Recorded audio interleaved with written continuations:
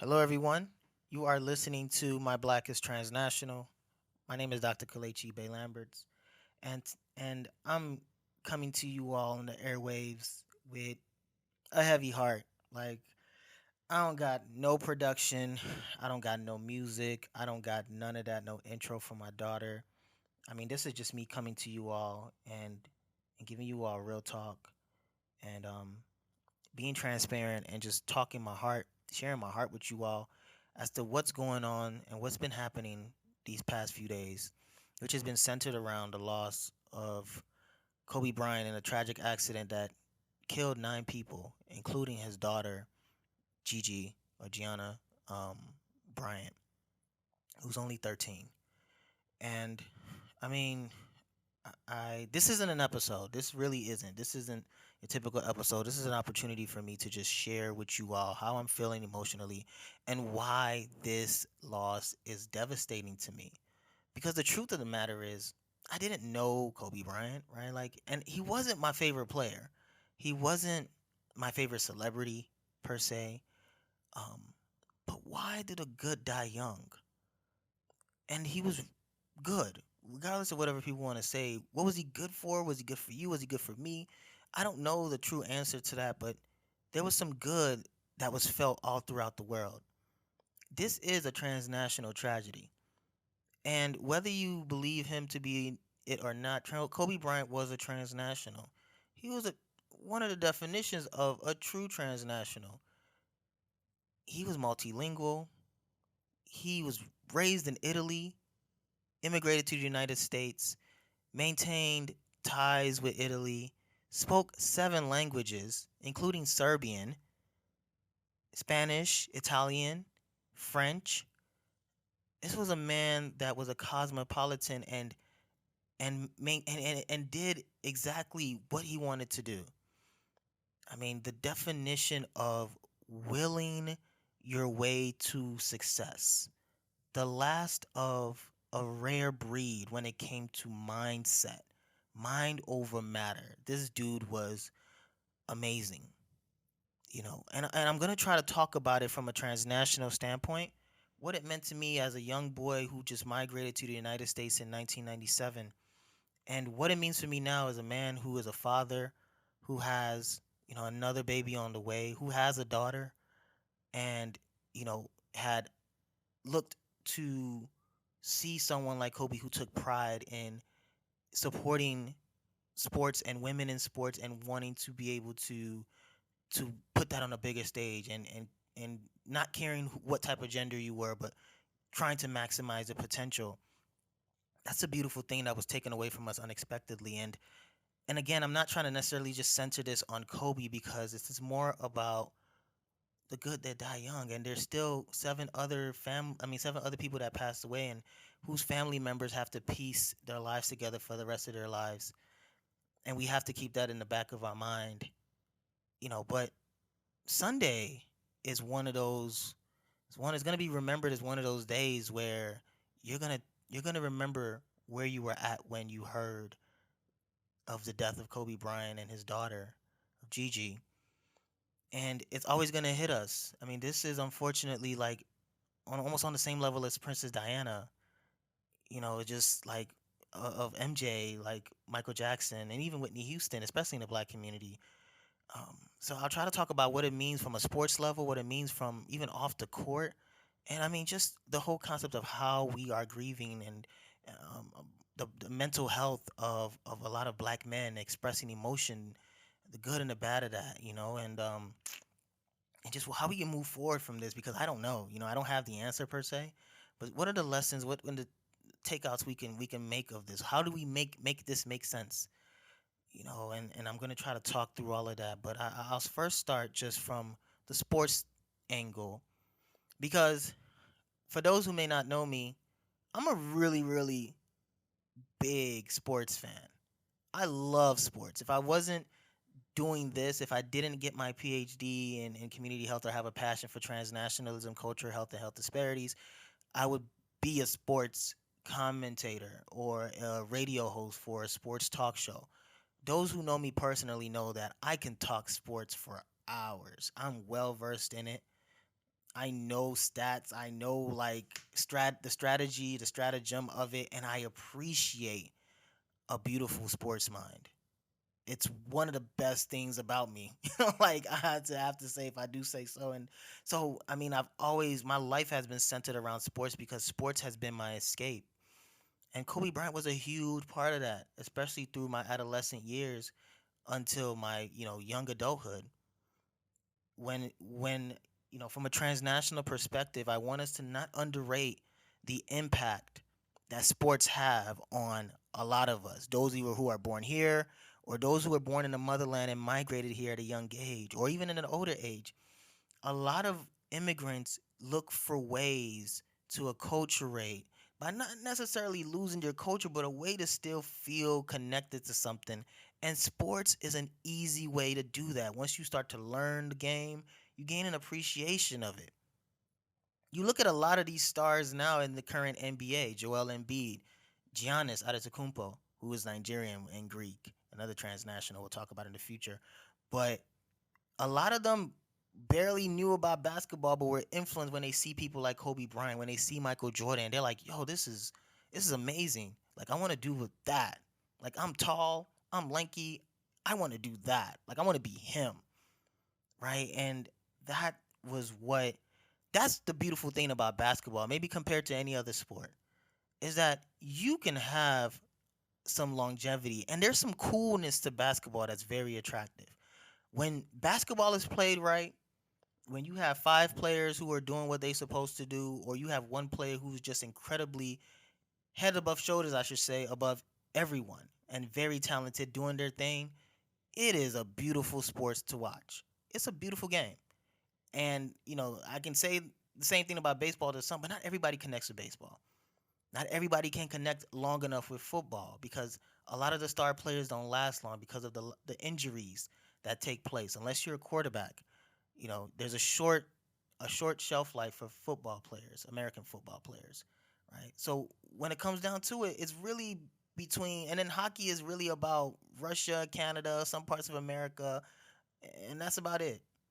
And then you have, golf, which is more so a retired man's game. There are some young stars in the golf game, but there's a certain privilege that people have to have in order to play golf, right? Like, so it's not for everyone. Not everyone can connect to that. You can't just find a golf course anywhere. You can't just find a baseball field anywhere.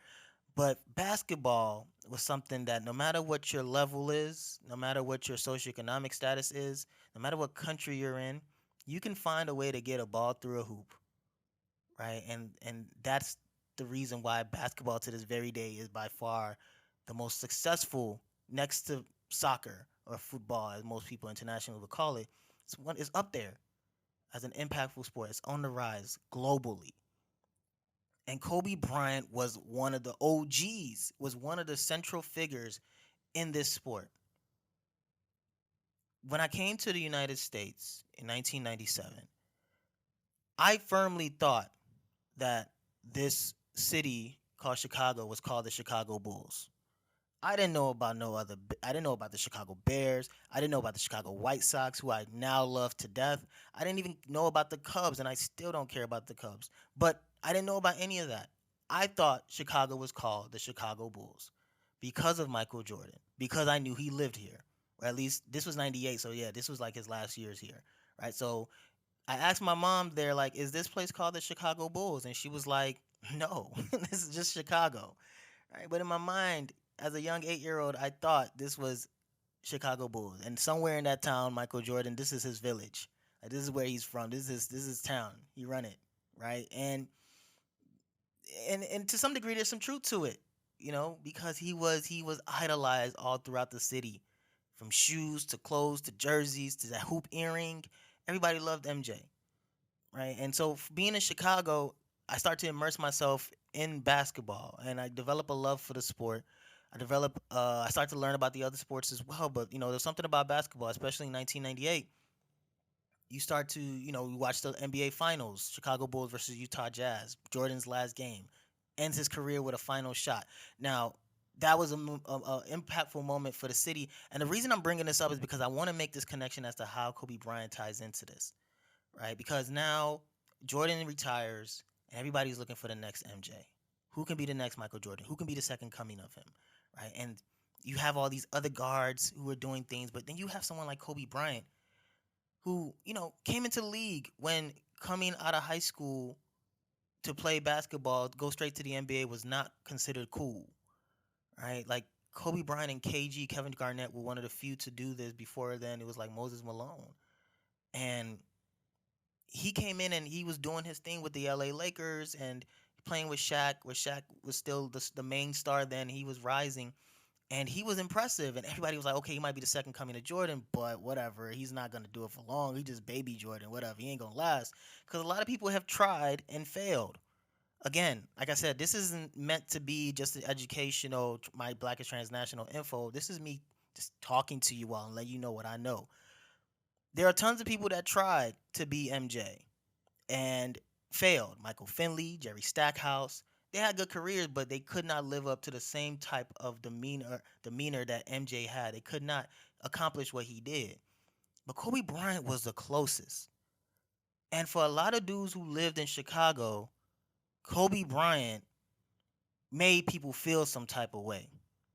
It made a lot of Jordan's fan upset because there's a lot of loyalty to Michael Jordan. There's a lot of loyalty to Michael Jordan. Let's not stunt.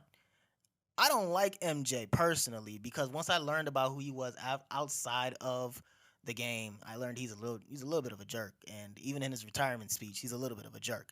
But it is what it is. And Kobe Bryant made me annoyed at the point though. At that time, I was still loyal to MJ as well because of my affinity to Chicago, and I was like, who is this dude trying to be like MJ, chewing the gum, sticking the tongue out, trying to do the fadeaway shot like Jordan? Like, man, forget this dude, G. Like, he a wannabe. Like, he can't be Jordan. Like, there's this want for us to not want to have anybody else be better than Jordan, right? So Kobe Bryant comes into the game and he's thriving. Wins 3 championships, even has Phil Jackson, Michael Jordan's former coach, as his head coach, and they win 3 championships. They're close to winning. They have another back to back three or two. So it's like this is like Michael Jordan's career all over again. So a lot of people were not feeling Kobe, right? And I personally wasn't either. He was not my favorite player, especially those early years. He was not my favorite player. Did not like this dude, right? And you know, and I loved Tracy McGrady. Like I was a big fan of super high flying dudes, shooting guards, small forwards who can ball. I loved Paul Pierce, right? Like I did everybody but Kobe. I didn't care, right? I was such a hater. He was a villain. He was a villain for me. And the truth of the matter is, in sports, you need to have a villain. For people who watch WWE or watch wrestling, you understand the importance of having a heel. You need somebody to target just to root against, to make another person feel like it's worth rooting for. That's the whole beauty of sports. To create rivalries, to create some type of competitive spirit that makes you want to focus on something and make you want to exhaust your energy rooting for it to prosper. To believe that God is on your side when God should be on everybody's side. It doesn't matter, right? So Kobe Bryant comes into the picture in my life because I'm seeing his wannabe Michael Jordan, and I'm like, who is this clown? He can't do it. But lo and behold, he's doing it. He's doing it very well, right? And then you start to learn more about him on the court, and you realize that Kobe is a jerk, just like Jordan, a competitive, just over competitive dude, right? And so I start to really not care too much, but there was some admiration to the point that he didn't care what you thought. Kobe didn't give a care. Get the bag, get the ring, get the championship. He will clown, he will throw his own teammate under the bus if he came off soft. That's the problem between him and Shaq. That was a huge thing too, right? Kobe was a divisive figure, and it was good for the NBA. It made you want to pay attention to him. What is he gonna do next? So I grew up not liking him, and I have to say that he wasn't my favorite player initially, right? But then I think as he transitioned into from number 8 to 24 and became the Black Mamba, right? Because I think the first part of his career, he really did spend some time trying to emulate Jordan. And I think at some point, he shifted his mindset. Shaq left, he became the sole figure on the team, and he transitioned from just being this 17-year-old kid who was there playing ball and in the face in the center of Hollywood, playing for the LA Lakers, which is one of the more storied franchises in the United States and in the world. Shoot, if I have to be honest, being able to hold his own and make a name for himself and be one with LA, and he transitioned to the Black Mamba. And that's when you start to see the Kobe mentality take effect. It wasn't just trying to be, a loved figure on the screen, on the court. Kobe didn't care what you thought, but his mentality was pushed through. You either compete on the same level as me or you get out of my way. And that's why I think Kobe's one of the few rare breeds. He's the last of a rare breed of not tough guys, because we've seen Kobe get clocked. I mean, if everybody knows about the fight he had in Philly when he got knocked out by Chris Childs. It was, yeah. But anyway, um, Kobe transitioned into that Black Mamba mindset, and that second phase of his basketball career was when I started to really understand what he was about. Because I began to grow and mature. Right, a lot of me and my boys would have conversations around, sports and sports figures, and this is why I speak so highly of sports, and I'm spending a huge portion of this this podcast talking about sports, because again, sports saved my life. Like, I could have been doing anything on them streets. I could have found ways to be, you know, rebellious and stuff. But I really love sports, and I focused on it, and I hung around dudes who loved it just as much as I did, and we talked about it, and it entertained us, and it kept us away from doing a lot of bad shit. We really just really wanted to watch games and talk about it and read the newspaper and look at standings and look at stats and talk about the possibilities of our team doing this to that. So it was a huge time consumer. It was amazing. It was good times, and I mean, like, especially for me, because I didn't have, when I came home, my parents were really strict, so I had to find ways to stay entertained, and that's when I started to fall in love with sports radio. And I would listen to it as an 11-year-old boy all the way till now. I would listen to sports radio every day on my way to school, on my way back. 670 The Score, ESPN 1000, Chicago. Whatever I could do to get my hands on sports information, I would do it. I would read the Sun Times every day going to school. I would pay 50 cents at the JJ Peppers when I lived up north, um, and get a newspaper. And me and my boy Peter would talk about the stats. And we would talk about the White Sox, everything. So, like, sports is a big thing, all right? But anyway, so with Kobe Bryant, the second phase of his life, you start to see that Black Mamba mentality, and that mentality was really about pushing through, overcoming your limits, and truly doing whatever it takes on that professional level. If that's your goal, you go get it, no excuses. And to me, I found that inspiring. And I was so looking forward to the second half of his life after retirement, because that's when I really got to know the beautiful mind that Kobe Bryant was. That man is brilliant. And he is by far one of the greatest overachievers that we will ever see. And that's by no means a bad thing. He maximized his talent. He maximized every bit of talent, every morsel of it. He maximized it to get whatever he could, to get the best out of himself and get the best out of others if they were willing to give the effort. And that's something that's very rare, because a lot of dudes do not want to do that nowadays, sometimes including myself, where you maximize every inch of talent you have, making sure it goes unwasted. And with that, he overachieved and had an amazing career. Top 5 all time basketball players. He made it happen. Kobe was not the most athletic player. He wasn't the best shooter, wasn't the best dribbler. Like, he was, but he worked. That man worked, and he's the definition of work. He willed his way to legendary status just through sheer will.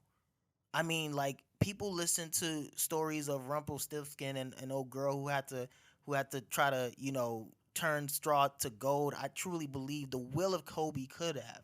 He would have died trying. That's how crazy he was. I mean, there's stories, if you look it up, if you read about it. This man, had a bum shoulder, right shoulder, didn't tell nobody, and played an entire game with only his left because he wanted to will his team to victory, and he was damn near good.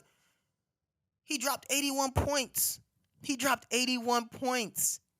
No one has done that since Wilt Chamberlain back in like the 70s and 60s. He dropped 81 points. And mind you, each quarter is like 12 minutes.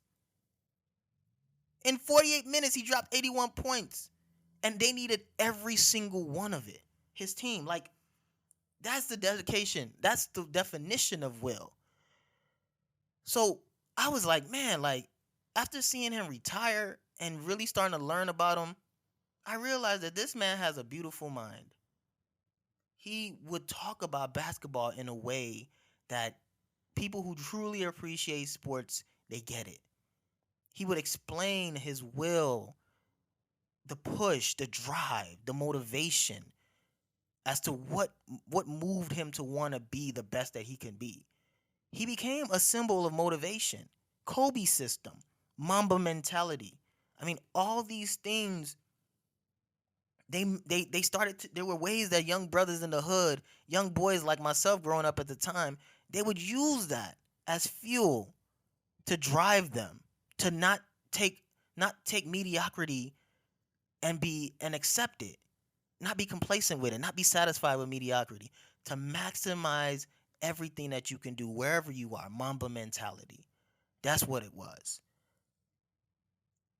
I mean, so from a sports angle, Kobe became transitioned, I should say. He transformed from a figure of disdain, from somebody that I despised because I just wanted nobody to be like Jordan, to somebody that I started to admire and respect. I respected his game, I respected his mind, I respected his will, and he became somebody that inspired me. And he became the OG. I mean, he's the type of person you start to learn about him. He was a mentor. He was somebody that wanted to make others better, make his teammates around him better, make other up and coming stars that he saw potential in. He wanted to share his knowledge. He wanted them to be better. And that's how I started to emulate the way I go about doing things, the way I go about mentoring, the way I go about taking care of those who I see potential in, and trying to uplift those who I believe needed it. I wanted them to have that mentality. I wanted to have the Mamba mentality myself. I wanted to push through. I wanted to push through beyond any limits that I set for myself. Right? And then, we start to transition into Kobe the father. And that's when things start to get more beautiful and more personal to me. Because Kobe had 4 daughters, right? And the irony is that, he got hit with this case for sexual assault. And that was a huge stain on his career. Maybe not as huge stain as it would have been nowadays, but it was a huge stain in his career at that point, and he worked through that, and he really made amends for it. I mean, not to say he also gave his wife a huge rock, but anyway, um, it was a big thing, right? And he drew some ire sparked the ire of some people, and um, he ended up with 4 daughters, which I think is just the ultimate karma, right? Like the ultimate karma as far as having 4 daughters, especially when you've been hit with a sexual assault. And he embraced it. He embraced his his adversity and took it on and made amends for it. And he became a champion, not just for women, not just for what he called girl dads, right? For fathers of daughters. He didn't care whether he had a son or not. He just wanted to be able to like love his kids and be there for him. Because for those who don't know, I play NBA 2K, right? And Kobe was a guest on NBA 2K for I think it was 2019, if not 2018. And it's crazy because I mean, some people don't play, but if you don't even have to play to just listen to his conversation, uh, and you will hear his commentary, and he talks about his experience as far as missing a lot of time with his kids and what that meant to him. Right? He wanted his kids to see him work. He wanted his kids to see him grind. He wanted his kids to see what he did, why he woke up at 5 in the morning and went to the gym and shot, or why he stayed late after a game, good or bad, and kept the Staples Center light on so he can continue to shoot more shots. He wanted his kids to see how dedicated he was. But to be the greatest in anything, there's a sacrifice you make. And he sacrificed spending time with his kids. So he wanted to compensate for that. And he speaks on that. And he did that, right? He committed a lot of time being a family man. And he got out of basketball for a minute. It wasn't really until his daughter, Gigi, really started to gain that love for basketball, right? Initially, she wanted to be a gymnast, and she then grew a love for basketball, and that's when that spark in him, that love to come back to basketball really happened. That's when it ignited, because then you start to see Kobe Bryant in more basketball games, more LA Laker games, right? In between that man went to go make a movie, a short film, and he got an Oscar on his first try. When you talk about overachieving, that's just what I mean right there. But anyway, he takes his daughter and starts to involve her in the game. He starts to expose her and share his passion and speak that language that he's so brilliantly fluent in, and shares it with her, and she starts to develop a passion for it. Right? And that's one of the most beautiful things that a father can have. And I can say that personally. Like, I love baseball. I love it a lot. Like, I love my White Sox. And one thing that I do want for my daughter, and it may never happen, that I want my daughter or my future son to have that same love of sports, specifically baseball, that I do. I take my daughter to the park. I teach her how to swing. I teach her how to throw a ball. Like, I want her to be this amazing switch hitting softball slash baseball player, and I want her to be the best that I can be. So I can only imagine and relate to what Kobe felt when his daughter started to gain an interest in basketball and really want to learn it. And I mean, he went all out. There's a meme, or not a meme, but there was a meme and a video. You see Kobe talking to his daughter while they're watching the game courtside, and that's just an example of many other instances where he's trying to share wisdom that he's learned through his upbringing and his success in basketball and sports, and it starts to reflect and he starts to show in Gigi's game. And for those who knew, like, Kobe was a huge champion for women's sports, for the WNBA, for women's college sports. There are tons of WNBA players who talk about Kobe's influence on them. Kobe didn't care. Like, Kobe just want people to be great. He would hit people up on their DMs. He would message them, try to share words of encouragement.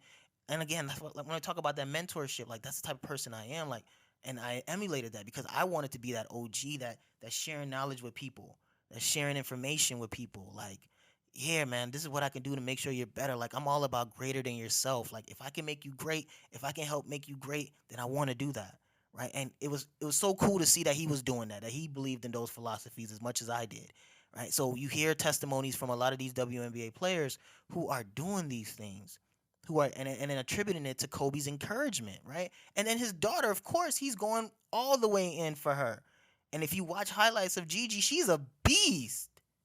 She is a beast. She has the same mannerisms, that dog mentality on the court, Mamba mentality on the court. Like, I'm here to destroy. And then when she gets off the court, she's a regular 13-year-old girl. But it's just amazing to just see the effort. And it's so sad to just see that it was all taken from us. Because she was about to go to UConn. Like, University of Connecticut had their eye on her. It was already done. And for those, again, who don't know about University of Connecticut when it comes to their women's basketball team, go look it up. Legendary. They are a factory of successful WNBA stars. Right? So Gigi was on her way to Connecticut. She was on her way to UConn to be a Husky.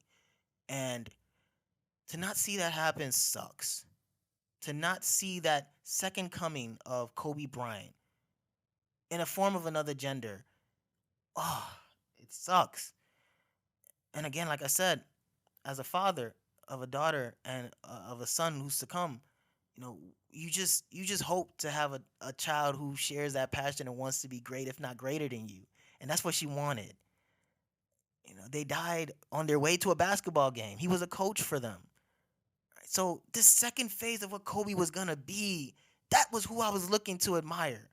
That's who I was looking to be that next level figure for me, because he was no longer that asshole. He no longer needed to be that that jerk on the court that was not caring about making friends, not caring about being buddy buddy, not caring about being cool enough to be a star. He just wanted to win. And then once he won and once he left out on top because he left his last game, he dropped 60 points. Once he left, he let his guards down and he was able to let us know who he really was. And that's when you start to learn about the transnationalism, right? Because Kobe was not just a dude from the hood or a dude from a low SES community. He grew up in Philly, but Kobe was born in Italy. He was raised in Italy. He speaks like 7 languages, like I mentioned. He speaks including Serbian. He focused on being well versed in other people's culture, other people's languages. That's why I say it's a transnational tragedy. Because we have a black man who was transnational, who is a global icon, who used his platform to to engage and make other people all across the world feel inspired and motivated. Like I said, a lot of immigrants come in and they're looking for something to connect to, and they connected to Kobe, they connected to Jordan, they connected to LeBron. It made them want to sit down and just watch. They may not know everything on a deeper level, but they watched and were entertained. And sometimes sports takes the pain away when you're able to see somebody take off and do what they're good at and show how talented they are. It's a really, really true thing. So, I mean, it's tough, y'all. I mean, I know I've just been going on and on, and that's what this is about. But I'm speaking my truth. You know, he was amazing, and it's crazy because the death of Kobe Bryant, man, wow. You know, the death of Kobe Bryant, it really death makes you realize how human people are. You know, but once we start to think about his life, we realize how superhuman he was, despite the fact that he was human. He did a lot of things. His impact was superhuman. His mindset was superhuman. The will to win, the will to achieve and overachieve was not human, y'all. And that's what made him special. It sucks, y'all. It sucks that it was taken away so soon. You know, and 2020 has just been off to a rough start. I mean, you see the impact of this man's death among others because you see a lot of dudes. No matter how tough you are, no matter how much of a gangster, whatever, no matter where you're from or what your culture asks for you as a man or whatever, you you were moved. You were reset. You got in touch with your nerves. You realized that you're human and you have feelings. And a lot of dudes cried, including myself. And like I said, I don't know Kobe from Adam or Eve. I don't know him from anybody. But I cried because I realized that when I start to think about my life and I shared it with you as I just did, and I shared it with my wife as well, you know, he was part of my life because sports was part of my life. And he was a huge part of that. And then the transition out of that to fatherhood, because I already had that connection with him, that transition to fatherhood became even more important for me in my life because it was good to see that transition. And we were all excited to see what was next.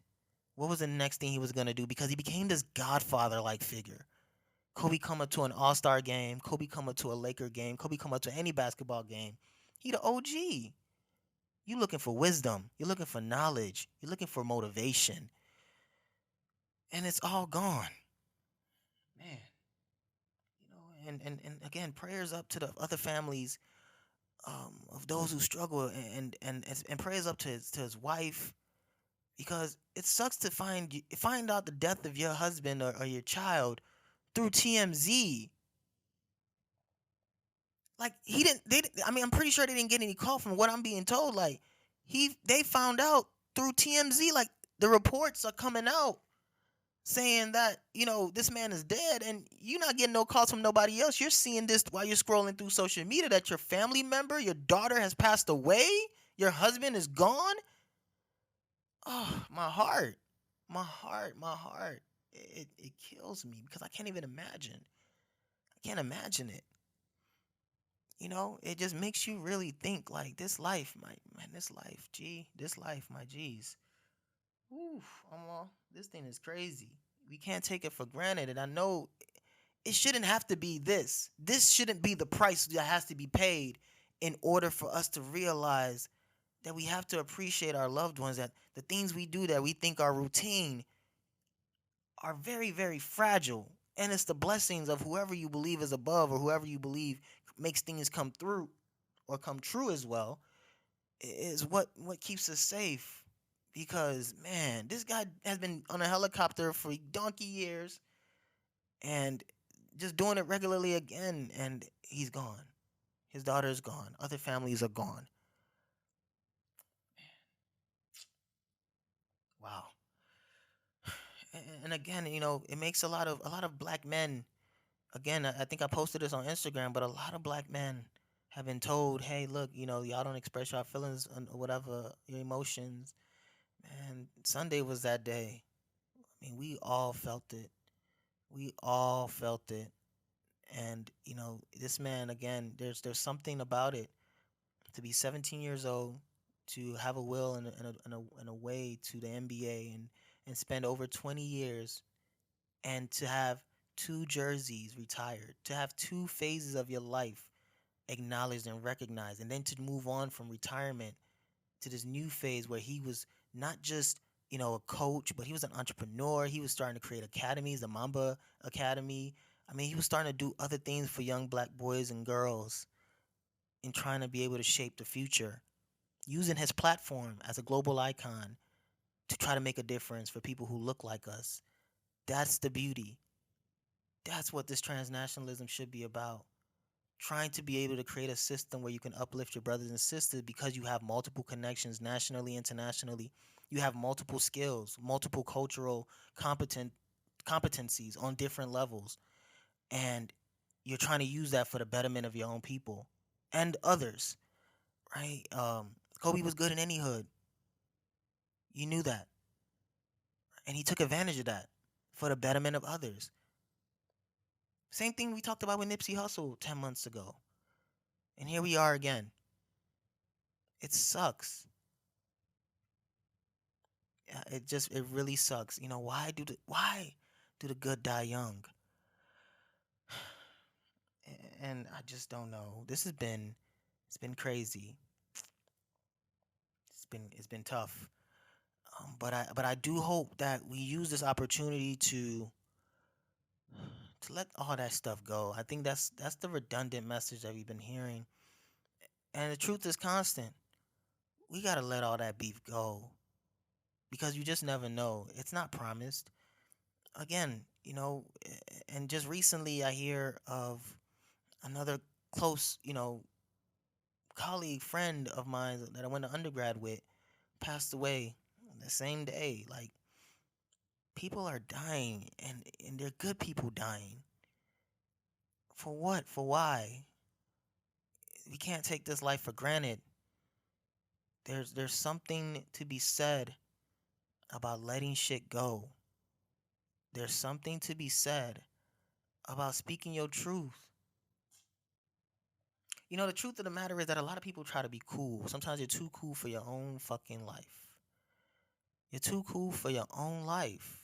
And because of that, because of that cool factor that we try to instill in our DNA, that we try to instill in the DNA of our children, that cool sometimes it capitulates us. It creates a cap on our potential, because now you begin to be worried about what other people think. You care about what other people think about you and your success, and you cannot reach your ceiling because you don't want to break that glass. You don't want to come off as different, and not different in a way that makes you acceptable. Again, Kobe was the last of a rare breed because he didn't care. Being different, It didn't matter. I don't need your friendship. You gonna respect me. You gonna respect my work. I don't care how you feel. I don't care what excuses you got. You gonna respect this work and you gonna get this work. I don't care about being cool. I'll be cool later. And that's the mentality. That's a huge part of the Mamba mentality. That's a huge part of Kobe's system. And that's something that I think we need to take with us.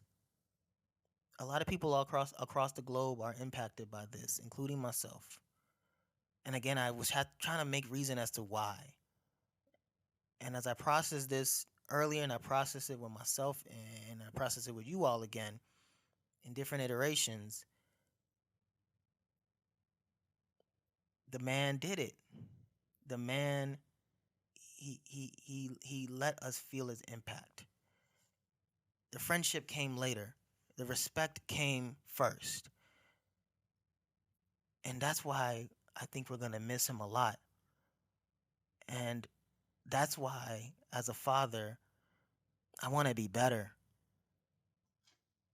I want to be a huge advocate and proponent and a fan of my children and other young people and my mentees. This is why I want to do that, because I know that I have a certain skill and I know I have certain gifts and talent, and I want to maximize it. And I don't want to care about what other people think all the time. I can't pretend that I don't care what people think, because I wouldn't be the caring person I was if I didn't care. But I want to be able to pick and choose when it matters most. And at this time, it does matter most what people think about me, because I care about them. When it comes to my work, I don't care, because I'm going to maximize my talent. But I want the ones that I love to know that I love them. I want to be a better father. I want to be a better husband. I want to be a better person all around, because I don't want my talent to go unwasted. I don't want my gifts to go unwasted. That's one of the greatest sins that we can put on this earth, is to have our talents wasted. Don't do that, y'all. Try your very best to maximize each and every day. I think it'd be a fallacy. It'd be fake to try to see and be like, yo, live every day like your last. I don't believe in that. But I do believe in giving your best, being as transparent as possible to yourself and to others, showing love, not being too cool for love, not being too cool to tell your peoples, no matter the gender, no matter if they conform or not, whatever, let them know you love them. I do. Like, I sincerely believe we have to let go of that. And again, for somebody who came into this country as a young boy and acculturated himself and tried to make something out of his life, try to make his parents proud, try to make his family proud. I've come to learn some of the jewels of life definitely involve leaving it all out there for everybody to know who you really are, for everybody to know how you really feel about your goals, about your dreams, about other people. That's the beauty in this life, because we don't know what's next. We don't know what the next chapter is. We have our certain beliefs, and you have to have faith in it. That's what makes a religion. But we don't really know. But what we do know is that we have the opportunity and the potential to impact others, whether it's quietly through our actions or through our words. But we have to do it with love. Love wins, y'all. I mean, it sounds corny, but love really does win. Or at least love lasts when you're gone. When you're gone, the love does last. And when I'm gone, I want to be remembered as somebody who gave all that he could for other people to be better. If not better than themselves, but better than me, and be their best selves. That's all I can ask for in this world. But the good die young. So we need to appreciate their lives while they're here. So you never know when it's gonna go. Y'all, I thank you all for listening to me. If you lasted this long, thank you. I just wanted to vent. I wanted to share my thoughts and feelings. I wanted people to understand that this podcast is not just about, you know, I know there's some things about being transnational and having guests on the show who enlighten us about certain things, but sports matter, and this goes deeper than sports. But the loss of Kobe Bryant is a transnational tragedy because a lot of people on a global level who are black, who identified with him, who look like him, are at loss for words. And I'm just glad that I was able to find my words tonight and share this with you. So I love you all. I hope that you all enjoyed listening to me or took something out of this. Um, you can definitely find this on any of your favorite podcast listening apps. You can also follow me on Instagram or you can email me, but you can follow me on Instagram at Black Transnational underscore. You can follow this podcast at Black Transnational Podcast on Instagram. And just thank you so much. And I hope that you all take this time to reflect and think about life. Pray for those who are with you, pray for those who are not with you. Check on those you love, reset, and let it come first. Let that love come first and let it out. For my black brothers, don't be too proud to express yourself. Find an outlet. For my black sisters and others, check on us bros. Check on those brothers who grew up idolizing Kobe, who looked at Kobe as a beacon. Like, check on us, talk to us, talk with us, sit down and listen to us. It's important. We need y'all. We need y'all in this trying times. I'm not ashamed to say that. Whether you cared about sports or celebrity or whatever, it's not about that. This is about love, y'all. When I found out about Kobe Bryant dying, I mean, I was sitting on a couch, got a notification, didn't even think about it, and it shocked me. I jumped, I made noise, and I'm just glad that I had an amazing wife who was immune to my making noise about sport news, but understood that this hit me different and sat down with me and talked to me. So again, please, check on us. We need y'all. This is about love. So for real. Uh, my name is Dr. Kalechi Ibe-Lamberts. My black is transnational, and I hope by the end of this, yours will be too. Peace.